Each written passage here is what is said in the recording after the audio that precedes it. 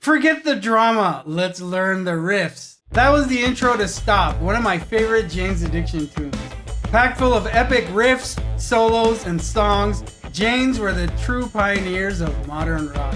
Before Nirvana, before Smashing Pumpkins, Alice in Chains, Soundgarden, etc., they were the first to open the door beyond the bland pop and hair metal of the 80s to a whole new movement of music like alternative, grunge, and much more. Turbocharged, blues-infused rock at its best. Taken into the future by this groundbreaking band from the LA underground. I remember when I first heard this, I thought, this is futuristic rock. This is good. More, please. Intense, artsy, and totally rock and roll. Today we're going to dig into the awesome riffs of Stop, the opening track of their third album, Ritual de lo Habitual.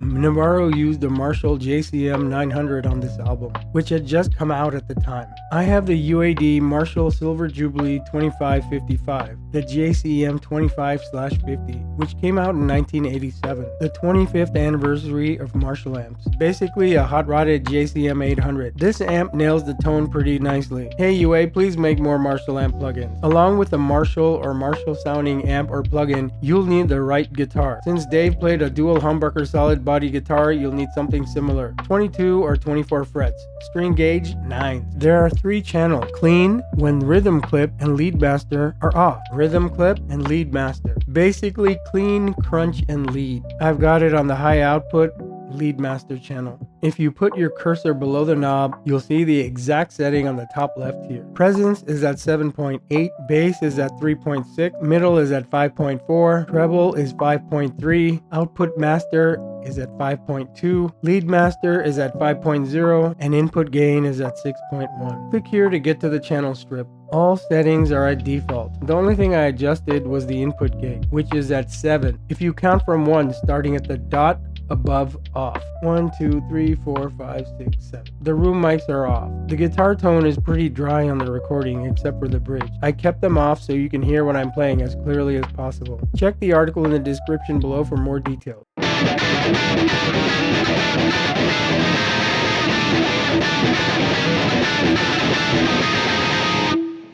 It starts with this basic dominant 7th chord.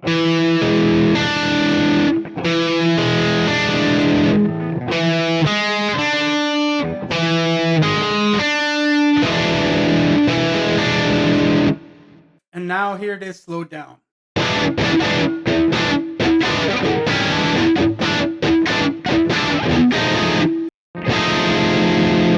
And look what shows up, the Jimi Hendrix chord, the 7th sharp 9th.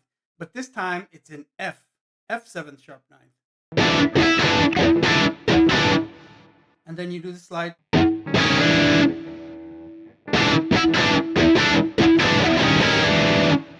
Notice my thumb here constantly muting the low E. I'm not doing strictly alternate. I'm going 2 down, up.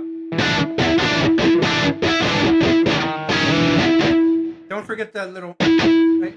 The in between.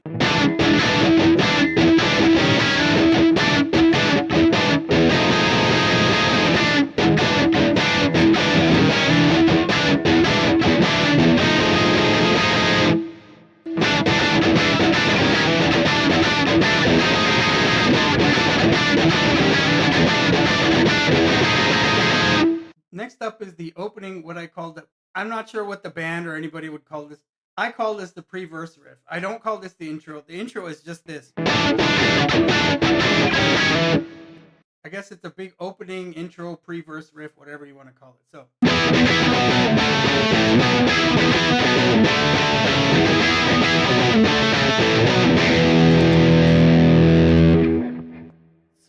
spread your finger all the way across.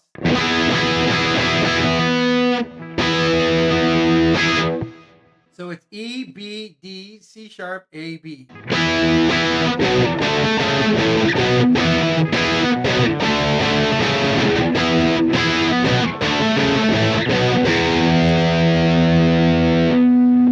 So.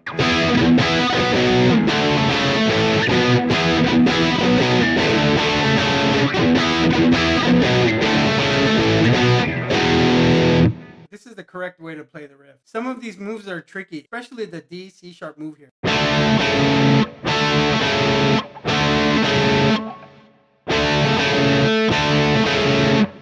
So you're just holding this note while sliding this up.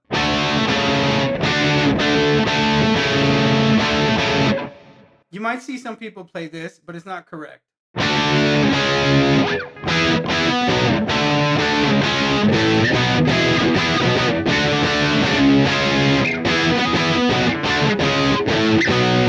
But it's not. This is correct.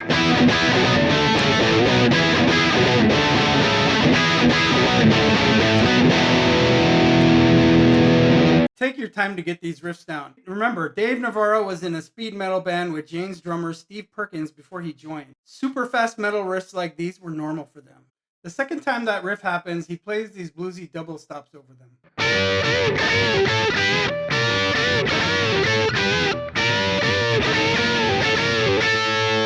So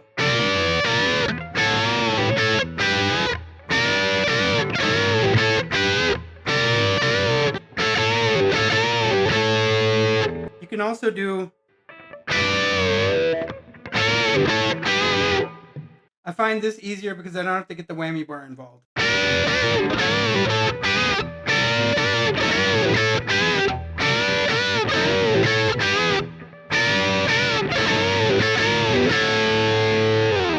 Then the band kicks into the verse part, and Dave plays this insanely fast blues lick. The end is tricky because you got to move your hand back down and slide up to the last lick. Use your first and second finger on the second and third frets.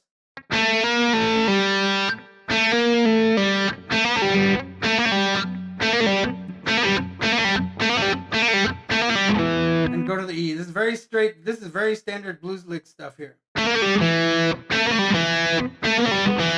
And go on the E on the second fret of the D string.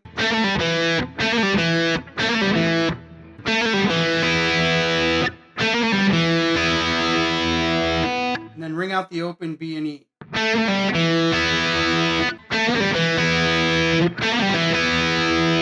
Then we do 6 slides up to 6 on the 7th and 9th frets. So first the 9 7, then 7 9.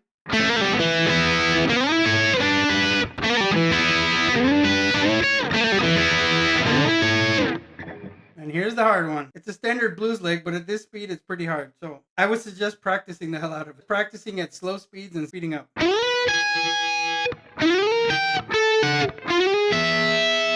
Trust me, that slide becomes really hard at this fast tempo.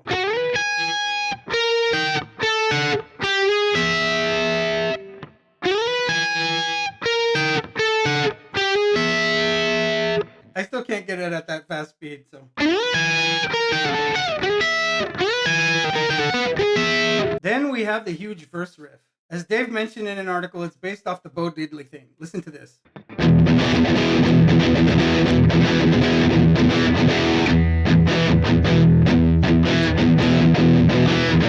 You notice I do 2 downstrokes and then I alternate.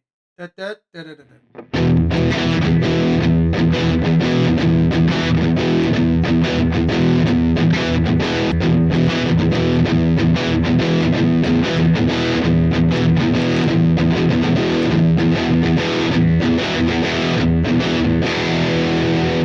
You do the E, then the G, and the A.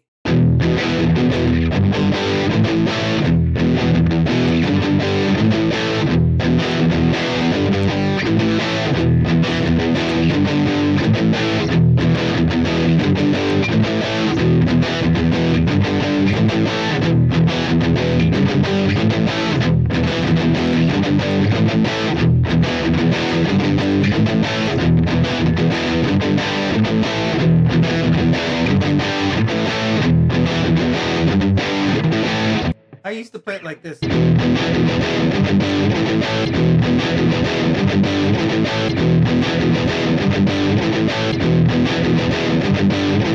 This one is a little bit better though. You can try both ways and see which works for you. In the second half of the verse, he slides up to this E chord instead of the open E fifths.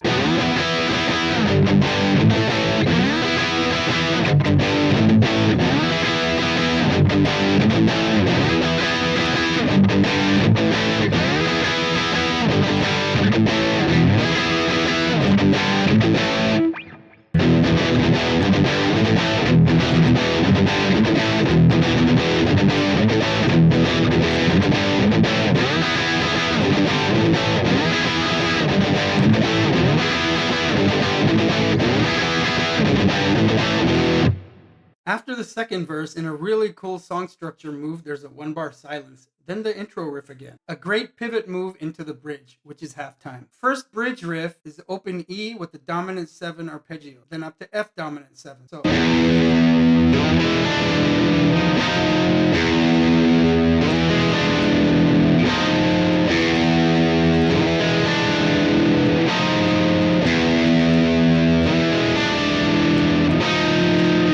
we don't play the F7 sharp 9th, just the F dominant 7. We don't do this.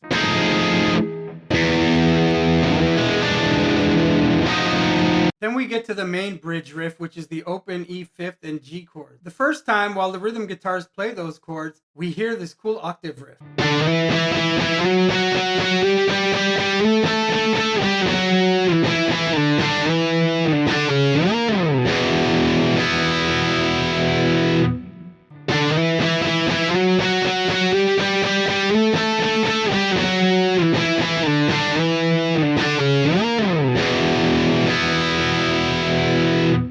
Then we start with open E 5th and G. I would advise doing it like this. Your index finger on the 2nd fret of the A and D strings. And notice how I am lightly muting the G string right there because I don't want it to ring out. I want the big fat 5th chord, not E minor.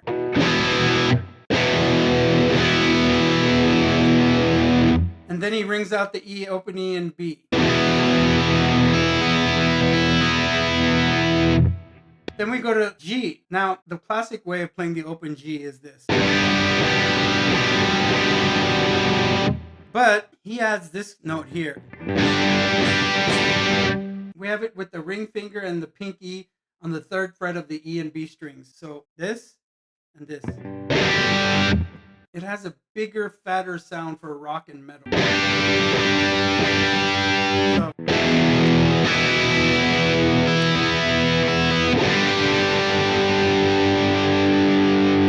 and we just alternate that. This G, I prefer this G. It's bigger, fuller sounding, like I said, and what I always teach my students. And then every second time the G comes in at the end, there's a cool arpeggiation. You keep holding the G, but move your index finger to do this.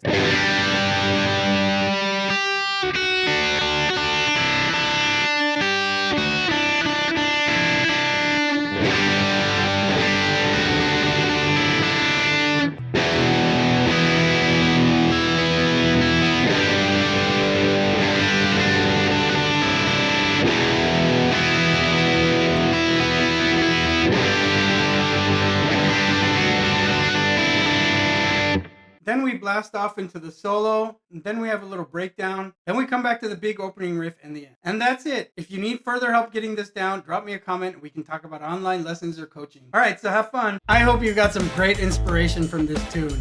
This song has greatly inspired me since the first day I heard it. I didn't get to see them back in the original days, and it was pretty awesome seeing it live when I saw them during one of the reunion tours when Flea was playing the bass. Really sad and disappointing for me to see what's happening with the band. I really hope they can get everything together and come back stronger than ever. What can you learn? Great riffs, great playing, great songwriting and song structure, wicked guitar tones, how to layer guitars when recording, and much more. Please remember to subscribe, hit the bell, and drop a comment. Which of these insights are you enjoying the most? Don't forget to download my free guitar solo worksheet and checklist. It'll help you craft guitar solos more effectively and creatively. Just click the link in the description below and sign up to get your free copy. Thanks for watching. I hope this helps you immensely. Have an awesome creative day.